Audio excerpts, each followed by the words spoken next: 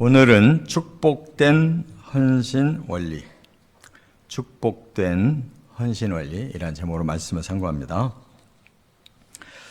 이제 오늘까지 준비 과정을 이제 마감을 하면 이제 다음 시간부터는 이제 실제로 성막이 지어지는 과정을 이제 39장까지 할 겁니다. 그런데 뭐든지 준비가 중요한 거예요. 준비가 잘 되면 뭐 그 다음 것은 저절로 다 되는데, 이제 막바지 준비, 이 성막 건축을 위한 막바지 준비가 뭐냐? 사람들이 하나님을 향한 헌신이 필요하다는 거예요. 이 헌신의 정신이 이제 제대로 되면 그 헌신이 이제 다시 사람들에게 복으로 돌아오는 겁니다.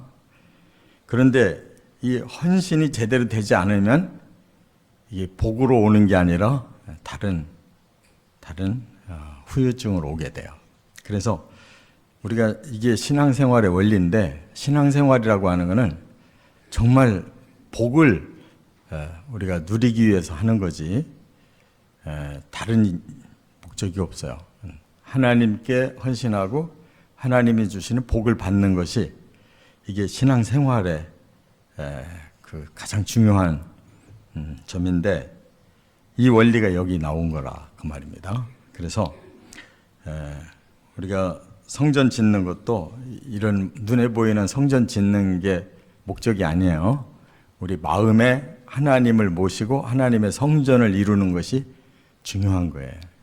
그렇기 때문에 내 마음의 성전이 어떻게 지어지느냐? 헌신 없이 안 지어진다. 내가 내 마음에 하나님을 모시고 하나님의 뜻을 잘 깨닫고 순종하면서 영적 성전이 지어져야 그게 내게 진정한 복이, 구원과 영생의 복이 주어지는 것이다. 그 말이에요.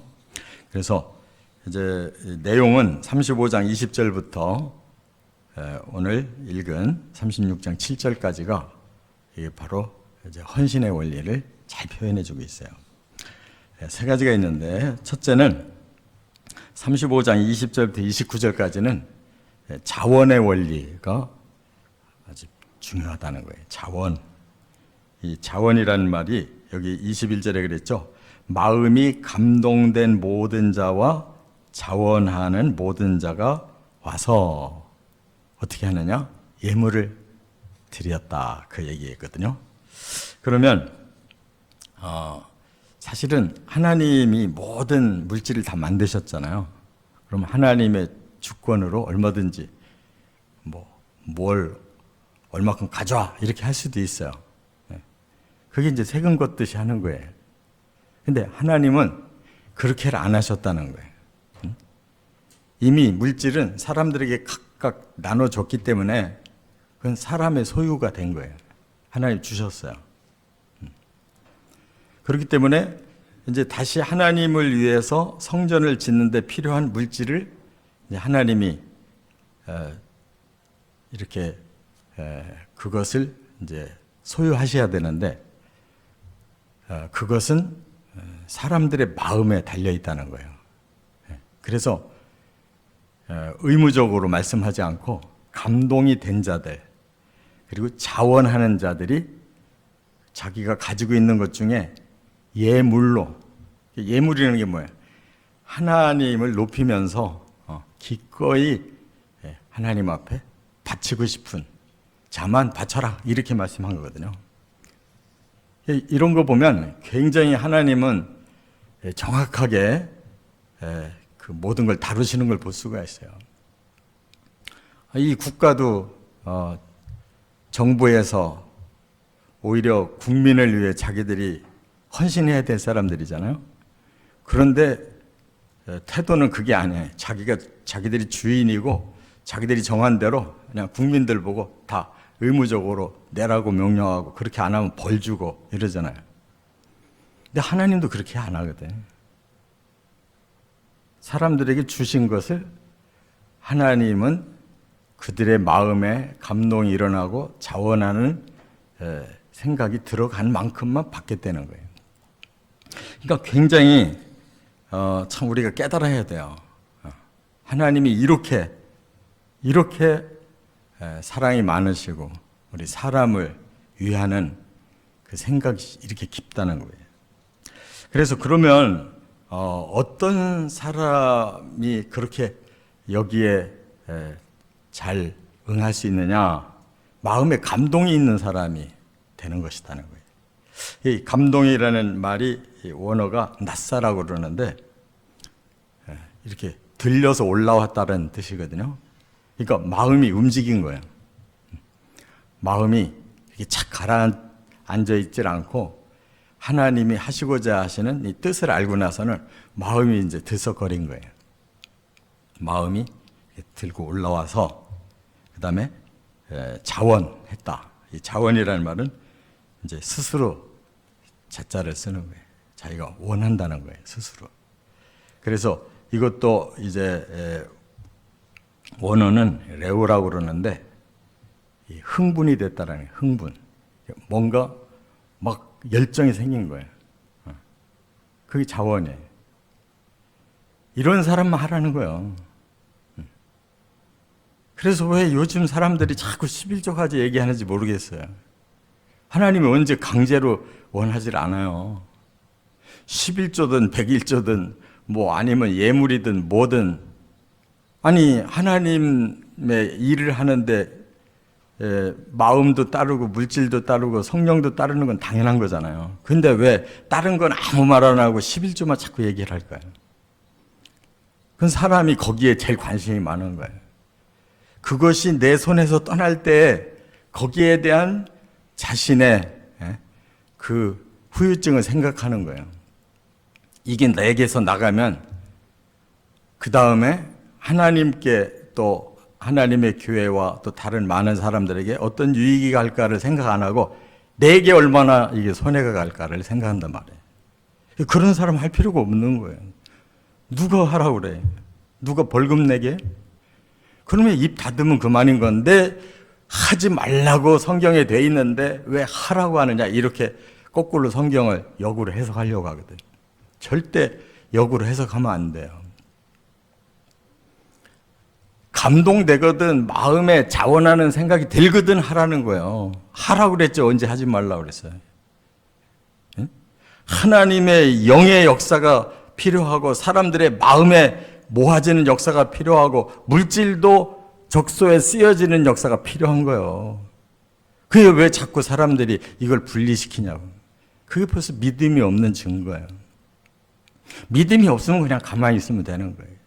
믿음이 감동이 되고 자원하는 그런 의지가 생기거든 하는 거예요. 그래서 그들이 금품, 실, 가죽, 금은동, 조각목, 모든 보석 다 자원하는 자의 것만 받았다 그 말이에요. 그런데 여기에 27절부터 29절까지 보니까 중요한 그런 그 위치에 있는 사람들이 솔선수범했다는 내용이 나와요. 그게 뭐예요? 각 지파의 족장들이 앞장서더라는 거예요. 그건 뭐예요? 그만큼 하나님이 인정을 해주신 사람들이에요. 이 사람은 백성들에게 지도자가 될 만한, 정말 하나님의 마음을 알고 하나님의 뜻 앞에 기꺼이 헌신하고자 하는 그러한 마음들이 이미 충만해진 사람들이에요. 그랬더니 역시 하나님이 감동이 되거든 자원하고 싶거든 해라 했더니 각 지파의 족속의 그 두령들, 족장들이 제일 앞장서더라는 거예요. 그게 정당한 거 아니에요? 그래서 그들이 솔선수범해서 가장 고귀한 예물부터 내놓았다는 거예요. 그래서 보석을 바칠 때 우림과 둠밈으로 사용하는 호마노를 그들이 바쳤어요. 또 에봇에 붙이는 12가지의 보석을 그들이 바쳤다는 거예요. 그러니까 지도자감이 되잖아요. 제일 귀한 거, 자기들이 가지고 있던 거 먼저 드려서 바로 하나님께서 이 성전을 짓는 일에 가장 고귀한 값어치를 헌신했다는 거예요. 그게 바로 지도자죠. 이 지도자가 자기 직하면 무거운데 그럴 마음이 없다. 이러면 이게 정말 괴로운 거잖아요. 그 지도자 그만둬야지. 억지로 체면 차례하려고 그러면은 갈등이 생겨 안 되잖아요. 그래서 교회가 안 움직이는 거예요. 직분은 높고 많은데 마음은 감동이 없고 자원하는 의지가 안 생기는데 이 역할은 감당해야 되겠고 하니까 교회가 안 움직이고 이렇게 외식을 하게 되는 거란 말이에요.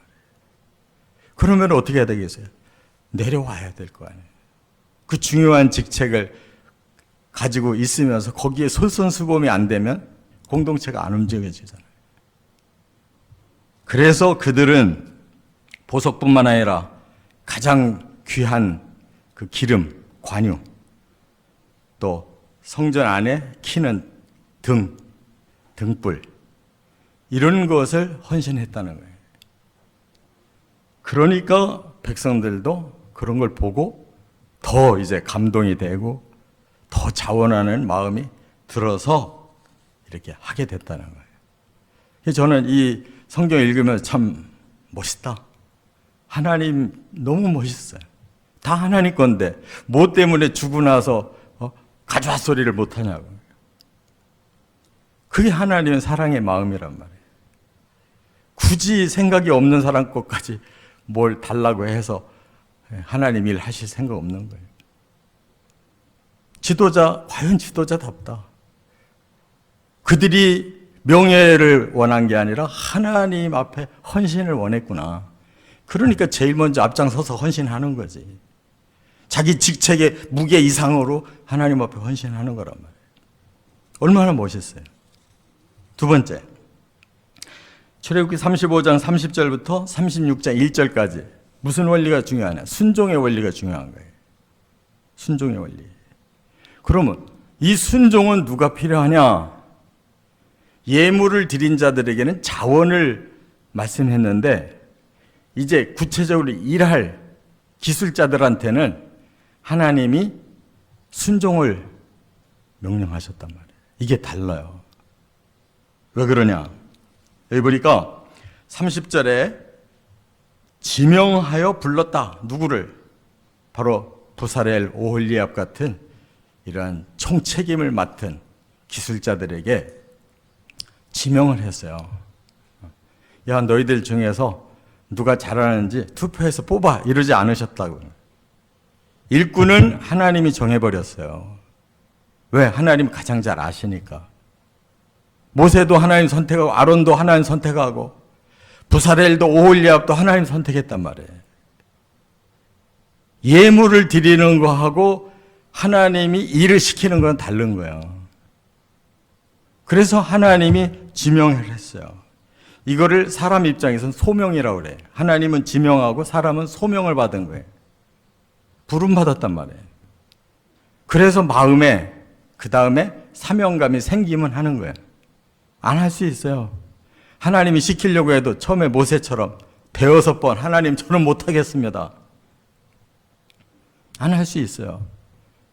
그러나 하나님이 그 시대에 이미 40년을 궁중에서 자라게 하시고 40년을 깡촌에서 내적 변화를 공부하게 하시고 그리고 쓰시겠다고 했기 때문에 하나님이 그를 계속 당겨서 결국 쓰셨잖아요.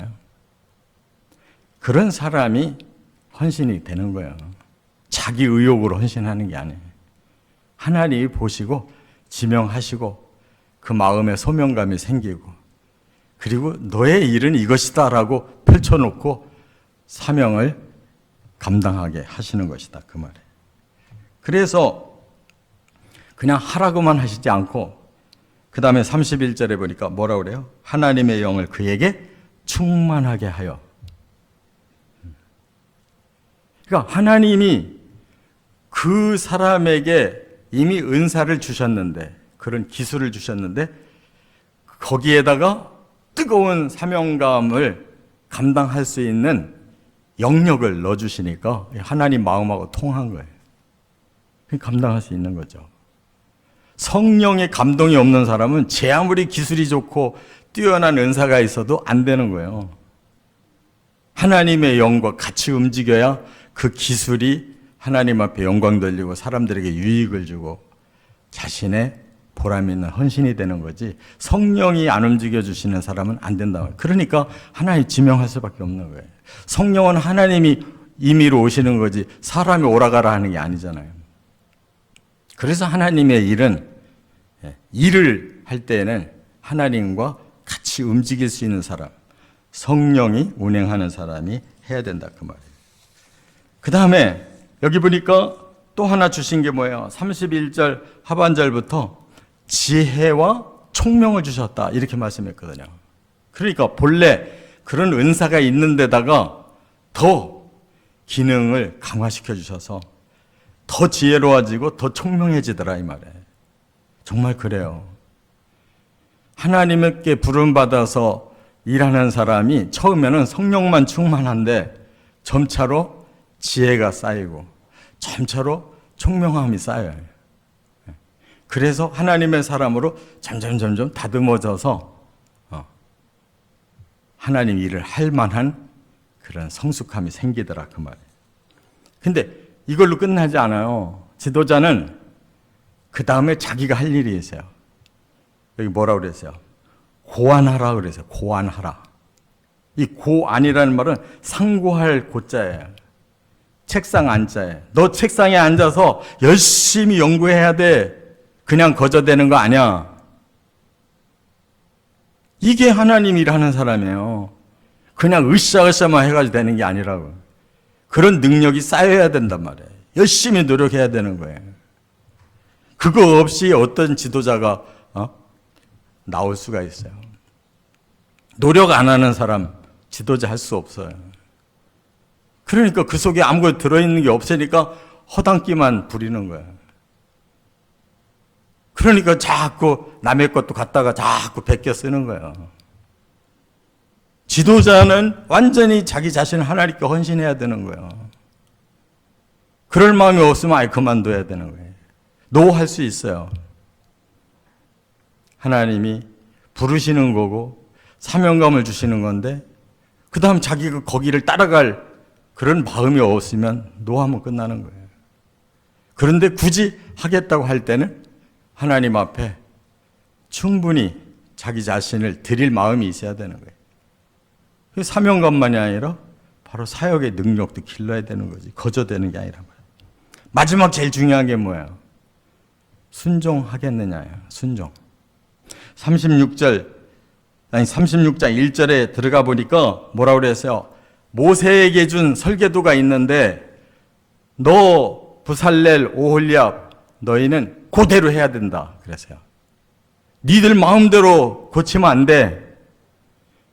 내가 모세에게 준 설계도 계시대로 너희대로 그대로 순종해야 돼. 아무리 능력이 많고 어쩌고 저쩌고 해도 하나님이 설계한 게 최상이야. 거길 넘어서면 안 된단 말이야. 그러니까 마지막 하나님 원하는 건 순종이에요. 응? 과정은 우리가 성령도 받고 열심히 노력도 해야 되지만 결과적으로 최종적으로 하나님 원하는 건 하나님 뜻이 무엇입니까? 그대로 가겠습니다. 이게 헌신인 거지. 지 멋대로 지 의욕대로 지 방법대로 자꾸 하려고 하면 그건 어긋나는 거예요. 하나님 쓸 수가 없어요. 그래서 이런 과정 지명하시고 그 다음에 하나님께 성령으로 그를 인쳐주시고 그 다음에 지혜도 주시고 총명도 주시고 그 다음에 열심히 연구하고 그리고 하나님의 뜻이 과연 무엇인지 그때마다 심사숙고 하나님께 여쭤봐서 주시는 대로 순종만 하면 된다. 그게 최상의 방법이에요. 뭐 사람들은 자꾸 이렇게 하면 저렇게 하면 자꾸 자기 생각들을 하려고 하는데 그건 돌아가는 거예요. 지름길은 순종밖에 없어요. 다르잖아요. 예물을 가져오라는 거하고 내 일을 해달라는 거하고 다르잖아요. 방법이. 그래서 어떻게 됐느냐. 세 번째 헌신의 결과가 여기 나오는데 36장 2절부터 7절까지 어떤 역사가 있었어요? 자원하는 예물을 가져오기 시작했는데 넘치는 거예요. 성막을 짓는 데는 한계가 있잖아요. 보석도 뭐 일부지 뭐 수없이 깔리는 필요가 없잖아요. 뭐 조각목도 어느 정도만 갖다가 붙여야지 더 이상 붙일 필요 없잖아요. 지붕도 붙일 양이 정해져 있고 모든 건 정해져 있는 거예요. 거기에 누가 먼저 가져오느냐가 중요한 거지. 나중에 가져오는 사람은 기회 없는 거예요. 필요 없는데 뭐. 필요 없는데 가져오면 뭐해. 필요할 때 가져야지. 그래서 보고한 거예요. 아니 우리가 이제 일을 시작해야 되는데 자꾸 예물이 쌓이고 이거 어떻게 해야 됩니까? 라고 모사한테 물어봐서 이제 하나님 앞에 기도하니까 됐다. 중단해라. 가져오는 거 중단해라.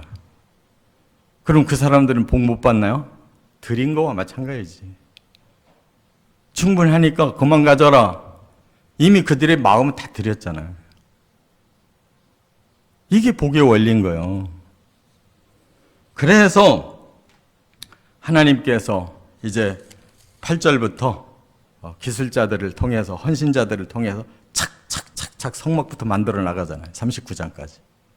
그러니까 40장에 하나님의 놀라우신 임재가 임했잖아요. 이게 다 절차가 있는 거예요. 이와 같이 하나님의 일은 우리 사람의 생각대로 하면 항상 모자래. 하나님의 뜻대로 하면 항상 넘치는 거예요. 할렐루야. 남음이 있어야 헌신이지 모질하는데 뭐 헌신이 돼. 남음이 될 때까지 우리가 하나님을 위하여 감동이 식지 말고 자원하는 결단이 식지 말고 또 하나님의 성령의 충만함을 받거든 막 최선을 다해서 열심히 일함으로써 이렇게 모두가 풍성하게 남음이 돼야 그게 다 복으로 돌아오는 거예요. 이런 원리로 신앙생활 꼭 하시기를 주의 이름으로 축원합니다.